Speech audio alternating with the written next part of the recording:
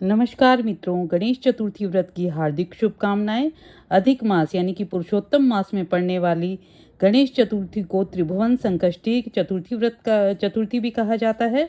इस दिन भगवान गणेश को गणेश्वर स्वरूप की पूजा की जाती है। इस व्रत की कथा हमें भक्ति और अहंकार के बीच अंतर सिखाती है। और यदि आप ये कथा सुनते हैं, कहते हैं या किसी को सुनाते हैं तो गणेश जी की कृपा बहुत ही बरसती है और सभी को आशीर्वाद देती है। तो कथा इस प्रकार से है। पौराणिक कथा के अनुसार एक राज्य के मंत्री का नाम धर्मपाल था। उसके 5 पुत्र थे। सबसे छोटे बेटे की बहू बहुत ही धार्मिक और सच्चे मन से संकष्टी चतुर्थी का व्रत किया करती थी। वहीं उसकी सास यानी कि धर्मपाल की पत्नी स्वभाव से नास्तिक थी और उसे बहू की यह पूजा आराधना बिल्कुल भी पसंद नहीं थी। सास हमेशा बहू को ताने मारती थी और व्रत तोड़ने के प्रयास करती रहती थी, लेकिन बहू हमेशा अटल रहकर गणेश जी की पूजा किया करती थी। एक बार भगवान गणेश ने अपने इस सच्चे भक्त के दुख को दूर करने के लिए नास्तिक सास को सही राह दिखाने की लीला रची। गणेश जी ने अपनी माया से राजा के युवा पुत्र यानी उस मंत्री के पौत्र को गायब कर दिया और पूरे नगर में हाहाकार मच गया। सब संदेह करने लगे कि जादू टोने के चक्कर में लड़के का अपहरण हुआ है और शक की सुई बहू की उस नास्तिक सास पर आ टिकी। सास पर झूठा आरोप लगने से पूरा परिवार बदनामी और चिंता के आंसू बहाने लगा।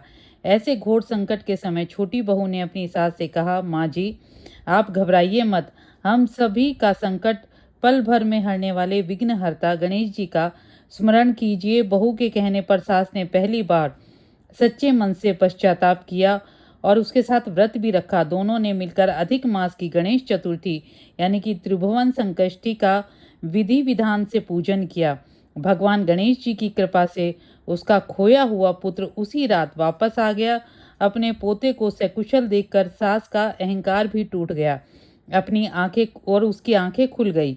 उसे गणेश जी की महिमा पर पूर्ण विश्वास हो गया।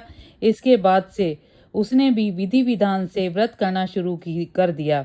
गणेश जी का जो कोई भी यह व्रत करता है, उसकी कहानी को सुनता है, सुनाता है, उसकी सभी मनोकामनाएं पूर्ण होती हैं और भगवान गणेश जी की कृपा हमेशा उस परिवार पर बरसती है जो गणेश जी की पूजा करते हैं। गणेश जी का नाम इस मास में गणेश्वर या त्रिभुवन रूप में जाना जाता है और इसी रूप में इनकी पूजा की जाती है।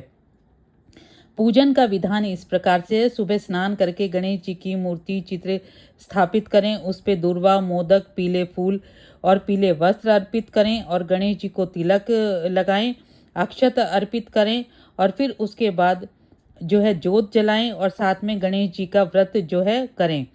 व्रत का नियम इस प्रकार है: शाम को चंद्रमा को अर्घ देने के बाद ही व्रत का पारण किया जाता है, यानी उसके पश्चात ही आप भोजन कर सकते हैं।